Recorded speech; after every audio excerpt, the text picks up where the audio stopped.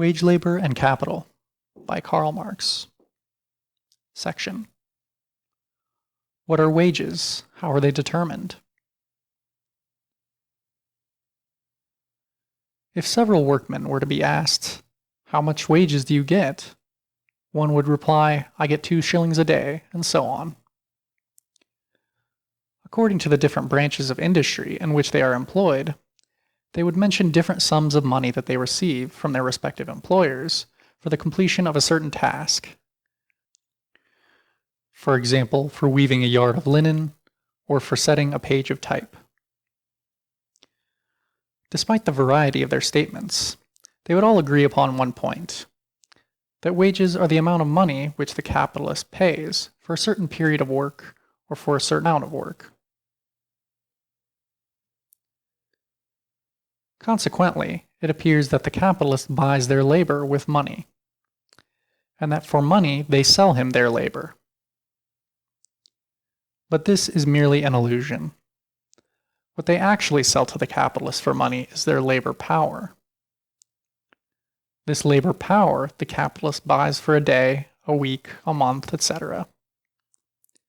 And after he has bought it, he uses it up by letting the worker labor during the stipulated time.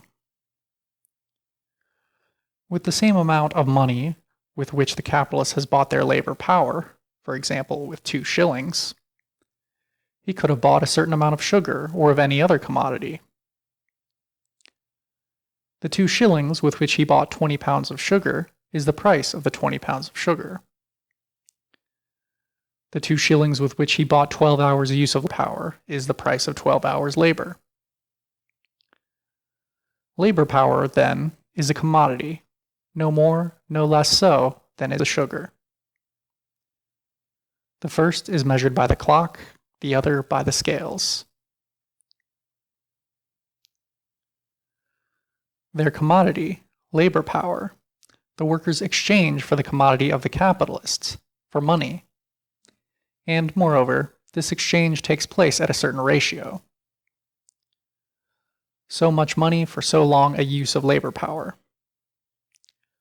For 12 hours weaving, 2 shillings. And these 2 shillings, do they not represent all the other commodities which I can buy for 2 shillings? Therefore, actually, the worker has exchanged his commodity, labor power, for commodities of all kinds, and moreover, at a certain ratio. By giving him 2 shillings, the capitalist has given him so much meat, so much clothing, so much wood, light, etc., in exchange for his day's work. The 2 shillings, therefore, express the relation in which labor power is exchanged for other commodities, the exchange value of labor power. The exchange value of a commodity, estimated in money, is called its price. Wages, therefore, are only a special name for the price of labor power, and are usually called the price of labor. It is the special name for the price of this peculiar commodity, which has no other repository than human flesh and blood. Let us take any worker, for example, a weaver. The capitalist supplies him with the loom and yarn. The weaver applies himself to work, and the yarn is turned into cloth. The capitalist takes possession of the cloth and sells it for 20 shillings, for example. Now, are the wages of the weaver a share of the cloth, of the 20 shillings, of the product of the work? By no means. Long before the cloth is sold, perhaps long before it is fully woven, the weaver has received his wages. The capitalist, then, does not pay his wages out of the money which he will obtain from the cloth, but out of money already on hand. Just as little as loom and yarn are the product of the weaver to whom they are supplied by the employer, just so little are the commodities which he receives in exchange for his commodity, labor power, his product. It is possible that the employer found no purchasers at all for cloth. It is possible that he did not even get the amount of the wages by its sale. It is possible that he sells it very profitably in proportion to the weaver's wages. But all that does not concern the weaver. With a part of his existing wealth, of his capital, the capitalist buys the labor power of the weaver in exactly the same manner as, with another part of his wealth, he has bought the raw material, the yarn, and the instrument of the labor, the loom. After he has made these purchases, and among them belongs the labor power necessary to the production of the cloth, he produces only with raw materials and instruments of labor belonging to him. For our good weaver, too, is one of the instruments of labor, and being in this respect on a par with the loom, he has no more share in the product, the cloth, or in the price of the product, than the loom itself has.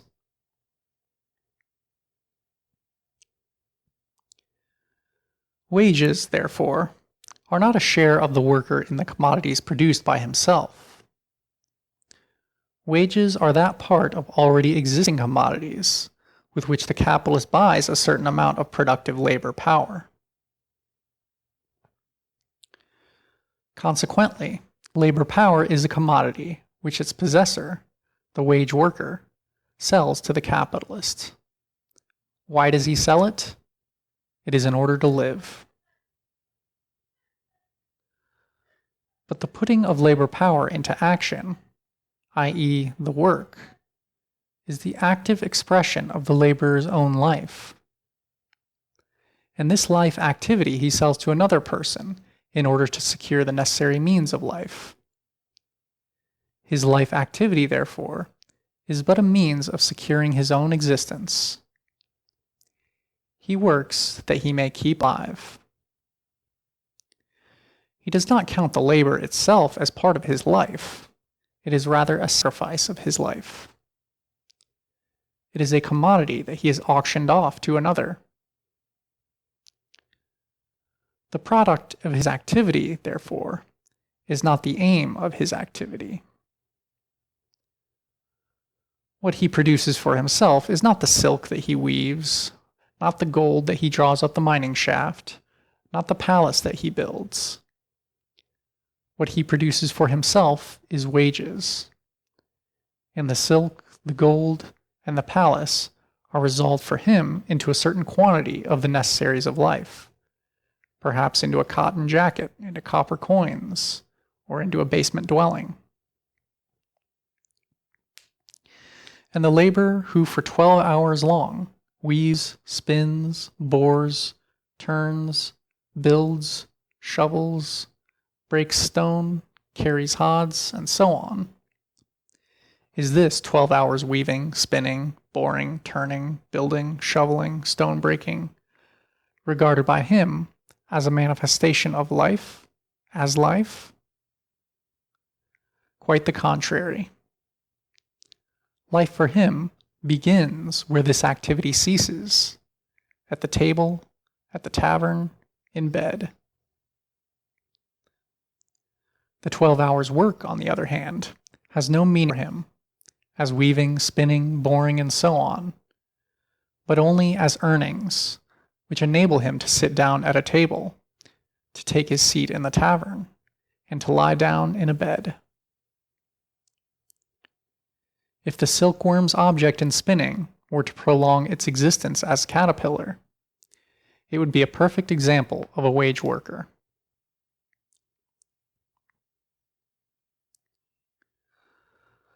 Labor power was not always a commodity, i.e., merchandise. Labor was not always wage labor, i.e., free labor. The slave did not sell his labor power to the slave owner, any more than the ox sells his labor to the farmer. The slave, together with his labor power, was sold to his owner once and for all. He is a commodity that can pass from the hand of one owner to that of another. He himself is a commodity, but his labor power is not his commodity. The serf sells only a portion of his labor power. It is not he who receives wages from the owner of the land. It is rather the owner of the land who receives a tribute from him. The serf belongs to the soil, and to the lord of the soil he brings its fruit. The free laborer, on the other hand, sells his very self, and that by fractions. He auctions off 8, 10, 12, 15 hours of his life, one day like the next, to the highest bidder, to the owner of raw materials, tools, and the means of life, i.e., to the capitalist. The laborer belongs neither to an owner nor to the soil, but 8, 10, 12, 15 hours of his daily life belong to whomsoever buys them.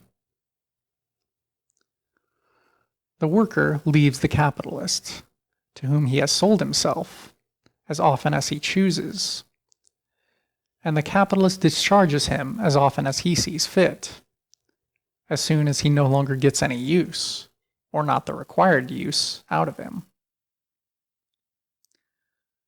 But the worker, whose only source of income is the sale of his labor power, cannot leave the whole class of buyers, i.e., the capitalist class, unless he gives up his own existence. He does not belong to this or that capitalist, but to the capitalist class, and it is for him to find his man, i.e., to find a buyer in this capitalist class.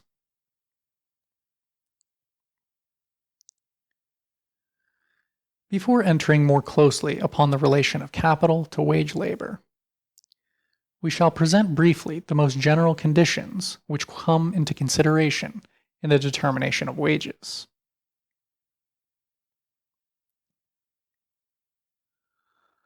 Wages, as we have seen, are the price of a certain commodity, labor power. Wages, therefore, are determined by the same laws that determine the price of every other commodity. The question then is, how is the price of a commodity determined? End of section.